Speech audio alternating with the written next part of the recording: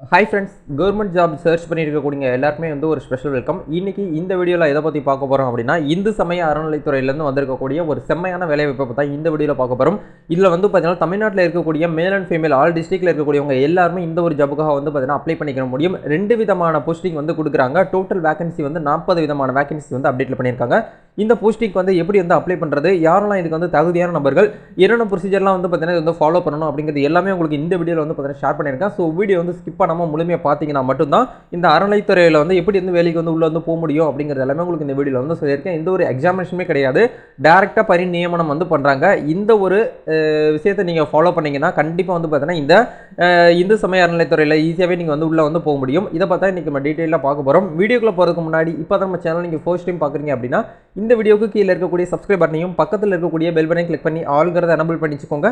நம்ம சேனலில் வந்து போஸ்ட் பண்ணக்கூடிய ஒவ்வொரு லேட்டஸ்ட் ஜாப் ஆப்பர்ச்சுனிட்டி எல்லாமே நீங்கள் மிஸ் பண்ணாமல் தெரிஞ்சுக்க முடியும்.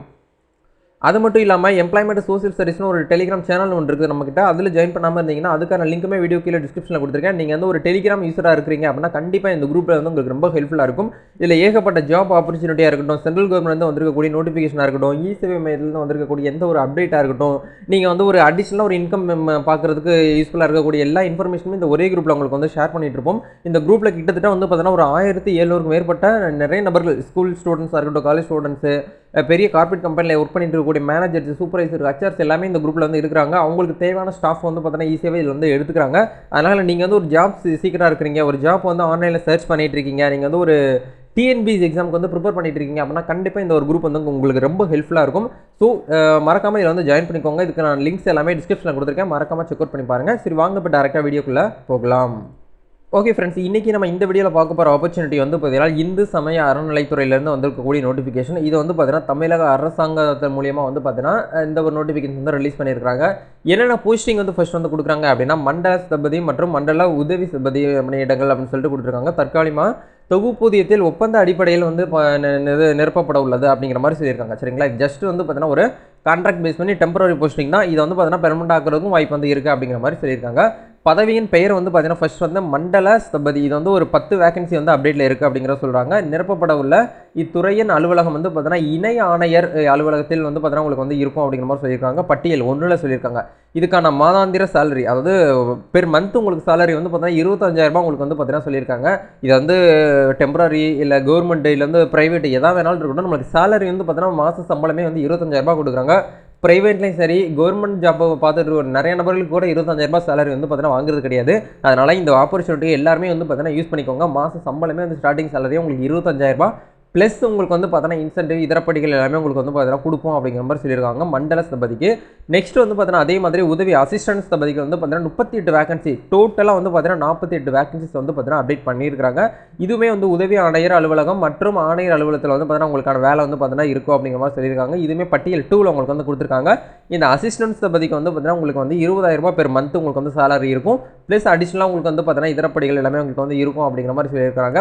தகுதிகள், இப்போ ஒவ்வொரு போஸ்டிங்கும் எடுத்துக்கிட்டோம் அப்படின்னா ஒரு தகுதிகள்னு சொல்லிட்டு கண்டிப்பாக வச்சுருப்பாங்க. ஏன்னா எல்லாருனாலுமே அதை அப்ளை பண்ண முடியாது, முக்கியமான நபர்கள் மட்டும்தான் அப்ளை பண்ணிக்கலாம் அப்படிங்கிற மாதிரி சொல்லியிருக்காங்க. இதில் என்ன சொல்கிறாங்க அப்படின்னா தகுதிகளில் வந்து ஃபர்ஸ்ட் போஸ்டிங்க்கு மண்டல ஸ்தபதி அப்படிங்கிற இந்த போஸ்டிங்க்கு நீங்கள் விண்ணப்பிக்கும் நபர் வந்து மரபு கலை, கட்டிடக்கலையில் வந்து பார்த்தீங்கன்னா நீங்கள் தொழில்நுட்பத்தில் வந்து இளங்கலை பட்டம் வந்து பெற்றிருக்கணும். அதாவது மஸ்ட்டாக வந்து பார்த்தீங்கன்னா பேச்சுலர், அதாவது டெக்னிக்கல் ட்ரெடிஷ்னல் அக்ரிகல்ச்சர் நீங்கள் வந்து பார்த்தீங்கன்னா படிச்சிருக்கணும் அப்படிங்கிறத சொல்கிறாங்க. அந்த ஒரு கோர்ஸில் நீங்கள் வந்து பார்த்தீங்கன்னா bachelor of fine arts and traditional sculpture அப்படிங்கிற கோர்ஸும் நீங்கள் வந்து முடிச்சிருக்கணும் அப்படிங்கிற சொல்கிறாங்க. சரிங்களா, இந்த 2ல் ஏதாச்சும் ஒரு கோர்ஸ் நீங்கள் வந்து பண்ணியிருந்தீங்கனாலே போதும், கண்டிப்பாக நீங்கள் வந்து பார்த்தீங்கன்னா அப்ளை பண்ணிக்கலாம் அப்படிங்கிற சொல்கிறாங்க. நல்லா கவனிச்சுக்கோங்க.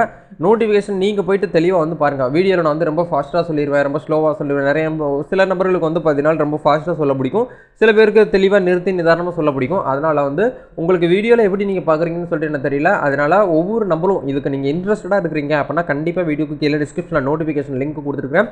நீங்கள் போயிட்டு உங்கள் ஃபோனில் வந்து நோட்டிஃபிகேஷன் ஓப்பன் பண்ணி பொறுமையாக படித்து பாருங்கள். படித்து பார்த்ததுக்கப்புறம் உங்களுக்கு ஓகே அப்படின்னா மட்டும் நீங்கள் வந்து அப்ளை பண்ணிக்கோங்க. சரிங்களா, நெக்ஸ்ட் என்ன சொல்லியிருக்காங்க அப்படின்னா திருக்கோவில்களை புனரமைப்பு பணியில் குறைந்தபட்சம் 10 வருடம் அனுபவம் வந்து பெற்றிருக்கணும். அட்லீஸ்ட் வந்து பார்த்தா ஒரு 10 இயர்ஸ் அது உங்களுக்கு வந்து எக்ஸ்பீரியன்ஸ் இருக்கணும் அப்படிங்கிற மாதிரி சொல்லியிருக்காங்க. 1/7/2022 இந்த தேதியின்படி குறைந்தபட்சம் வந்து பார்த்தீங்கன்னா 40 வயது நிறைந்தவர்களாக இருக்க வேண்டும். 40 வயசுக்கு மேலே நீங்கள் வந்து இருக்கணும் அப்படிங்கிற மாதிரி சொல்லியிருக்காங்க. அதுக்குள்ளே இருக்கக்கூடியவங்க வந்து அப்ளை பண்ண முடியாது அப்படிங்கிற மாதிரி சொல்லியிருக்காங்க. மேபி இந்த வீடியோ பார்த்துட்டு இருக்கவங்க நீங்கள் வந்து ஒரு காலேஜ் ஸ்டூடெண்ட்ஸாக இருக்கிறோம், உங்களோட பேரண்ட்ஸுக்கு கண்டிப்பாக இது வந்து கொடுத்தீங்கன்னா அவங்களுக்கு ரொம்ப ஹெல்ப்ஃபுல்லாக இருக்கும், ரொம்ப யூஸ்ஃபுல்லாகவும் இருக்கும். சரிங்களா, நெக்ஸ்ட் என்ன சொல்லியிருக்காங்க அப்படின்னா, விண்ணப்பதாரர் முன் அனுபவம் குறித்து பெறப்பட்ட சான்றிதழ் அசல் விண்ணப்பத்துடன் இணைக்க வேண்டும் அப்படிங்கிறத சொல்கிறாங்க. அதாவது அப்ளை பண்ணக்கூடிய அப்ளிகண்ட்டை வந்து ஏற்கனவே எக்ஸ்பீரியன்ஸ் இருக்குன்னு சொல்கிறாங்க இல்லையா, அந்த எக்ஸ்பீரியன்ஸ் சர்டிஃபிகேட்டை வந்து அப்ளை பண்ணும்போது அதுக்கான பேக் சைடு வந்து பார்த்தீங்கன்னா அட்டாச் பண்ணணும் அப்படிங்கிறத சொல்கிறாங்க. சரிங்களா, இதுதான் வந்து பார்த்தீங்கன்னா சொல்லியிருக்காங்க. அதே மாதிரி தான் உதவி அசிஸ்டன்ஸ் பதவிக்கு விண்ணப்பக்கூடிய நபர்கள் வந்து அதே மாதிரி தான் மேலே சொல்லியிருக்கக்கூடிய bachelor of technical traditional agriculture நீங்கள் வந்து படிச்சிருக்கணும் அப்படிங்கிறத சொல்கிறாங்க மஸ்ட்டாக. இல்லைனா வந்து பார்த்தீங்கன்னா அதே மாதிரி பேச்சுலர் ஆஃப் அடிஷ்னலாக bachelor of fine arts and in traditional supplement இந்த ஒரு கோர்ஸ் வந்து நீங்கள் வந்து முடிச்சுக்கணும் அப்படிங்கிற மாதிரி சொல்லியிருக்காங்க. இதுதான் வந்து பார்த்தீங்கன்னா 2 போஸ்டிங்குமே இருக்கக்கூடிய பேசிக்கான ஒரு இன்ஃபர்மேஷன். இதை மட்டும் நீங்கள் வந்து ஃபாலோ பண்ணிங்கனாலே தாராளமாக நீங்கள் வந்து அப்ளை பண்ணிக்கலாம். அதை தாண்டி உங்களுக்கு வந்து பொதுவாக ஜென்ரலாக ஒரு சில இன்ஸ்ட்ரக்ஷனுமே கொடுத்துருக்காங்க. விண்ணப்பிக்கும் நபர் கண்டிப்பாக வந்து பார்த்தீங்கன்னா இந்து சமயத்தை பின்பற்றவராக இருக்க வேண்டும். நீங்கள் வந்து பார்த்தீங்கன்னா உங்களுடைய ரிலீஜன் வந்து பார்த்தீங்கன்னா நீங்கள் வந்து பார்த்தீங்கன்னா மதம் இந்து மதமாக நீங்கள் வந்து இருக்கணும் அப்படிங்கிறத சொல்கிறாங்க. இந்த நியமனம் முற்றிலும் வந்து தற்காலிகமானது. இது வந்து ஒரு டெம்பரரி போஸ்டிங் அப்படிங்கிறத சொல்கிறாங்க.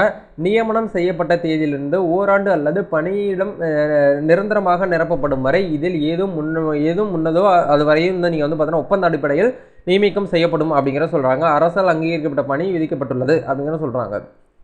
இல்லை என்ன தெளிவாக சொல்ல வராங்க அப்படின்னா, இப்போ நாங்கள் உங்களுக்கு கொடுக்க போகிற இந்த போஸ்டிங் வந்து ஒரு டெம்பரரி போஸ்டிங்கு.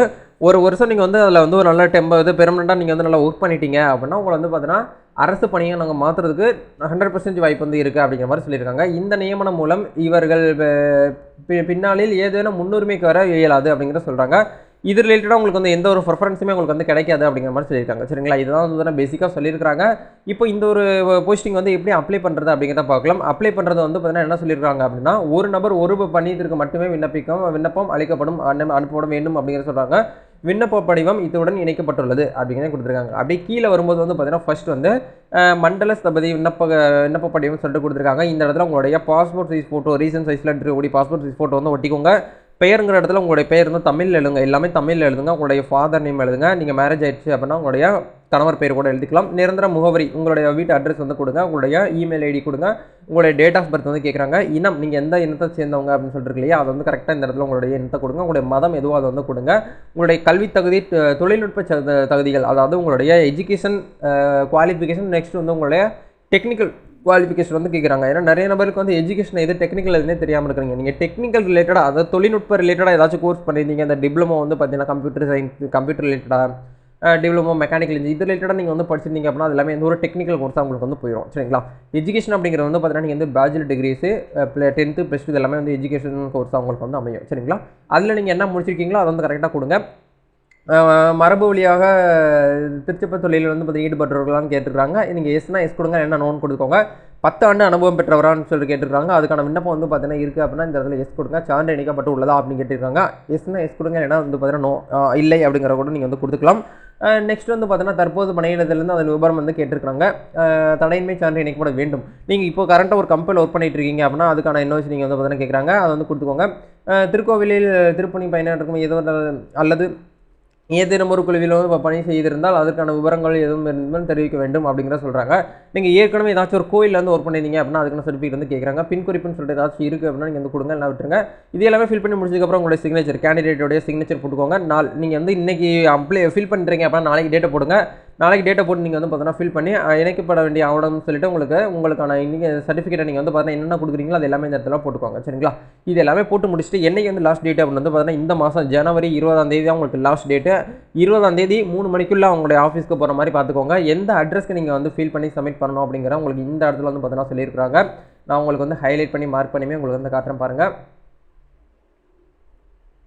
எல்லோ கலரில் நான் உங்களுக்கு வந்து மார்க் பண்ணி காமிச்சிருக்கேன்னா, ஆணையர் இந்து சமய அறநிலைத்துறை 119 உத்தமர் காந்தி சாலை நுங்கம்பாக்கம் சென்னை 6,34,000 அப்படிங்கிற இந்த அட்ரஸ் தான் நீங்கள் வந்து பார்த்தீங்கன்னா மேனுவலாக ஆஃப்லைன் மூலிமா நீங்கள் வந்து பார்த்தீங்கன்னா ரிஜிஸ்டர் போஸ்ட் மூலிமா நீங்கள் வந்து பண்ணணும் அப்படிங்கிற சொல்லியிருக்காங்க. இதில் உங்களுக்கு ஏதாவது டவுட்ஸ் இருக்குது, சந்தேகங்கள் இருக்குது அப்படின்னாலும் நீங்கள் கமெண்ட் செக்ஷனில் ஷேர் பண்ணுங்கள்.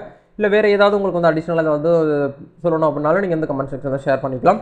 எந்தெந்த மாவட்டத்தில் எவ்வளோ வேக்கண்ட் இருக்குது அப்படிங்கிறது எல்லாமே உங்களுக்கு இந்த இடத்துல வந்து கொடுத்துருக்காங்க பாருங்கள். அப்படி கீழே வரும்போது இதெல்லாம் மண்டல பதி காலிப்பட்ட இடங்கள்னு சொல்லிட்டு நம்ம தமிழ்நாட்டில் இருக்கக்கூடிய 10 டிஸ்ட்ரிக்ட்லையுமே உங்களுக்கு வந்து வேக்கண்ட் வந்து இருக்குது அப்படிங்கிற சொல்லியிருக்காங்க. அதே மாதிரி அசிஸ்டன்ஸ் பதி காலிப்பட்ட பணியிடங்களுக்கு வந்து பார்த்தீங்கன்னா நம்ம தமிழ்நாட்டில் இருக்கக்கூடிய 37 டிஸ்ட்ரிக்ட்லையுமே வந்து பார்த்தீங்கன்னா வேக்கண்ட் வந்து இருக்குது அப்படிங்கிற மாதிரி சொல்லியிருக்காங்க. எல்லா ஊர்லேயுமே வந்து பார்த்தீங்கன்னா கொடுத்துருக்காங்க. விழுப்புரம், கள்ளக்குறிச்சி, மயிலாடுதுறை, கும்பகோணம், நாகப்பட்டினம், திருவள்ளூர், கடலூர், அரியலூர், திருப்பூர், கரூர், தஞ்சாவூர், புதுக்கோட்டை இது மாதிரி ஏகப்பட்ட டிஸ்ட்ரிக்குமே வந்து கொடுத்துருக்காங்க. உங்கள் டிஸ்ட்ரிக்டில் வந்து இருக்கா இல்லையா அப்படிங்கிற கமெண்ட் செக்ஷனில் ஷேர் பண்ணுங்கள். கண்டிப்பாக நான் தெரிஞ்சுக்கிறேன். உங்கள் மாவட்டத்தில் இருக்குது அப்படின்னா கண்டிப்பாக நீங்கள் வந்து அப்ளை பண்ணி வச்சுக்கோங்க. வேறு ஏதாவது டவுட்ஸ் இருந்தாலும் நீங்கள் வந்து கமெண்ட் செக்ஷனில் ஷேர் பண்ணலாம். கண்டிப்பாக இந்த வீடியோ உங்களுக்கு யூஸ்ஃபுல்லாக இருந்துச்சுன்னா லைக் பண்ணுங்கள், ஷேர் பண்ணுங்கள், கமெண்ட் பண்ணுங்கள். நெக்ஸ்ட் எந்த மாதிரி ஜாப் வந்து நீங்கள் சர்ச் பண்ணிட்டு இருக்கீங்க அப்படிங்கிறதையும் கமெண்ட்டில் வந்து தெரியப்படுத்திங்கன்னா அது ரிலேட்டடாக ஜாப் வரும்போது கண்டிப்பாக உங்களுக்கு நான் வந்து வீடியோவில் வந்து அப்டேட் பண்ணுவேன். நம்ம நெக்ஸ்ட் வீடியோவில் மீட் பண்ணலாம் நண்பா. All the best. God bless you.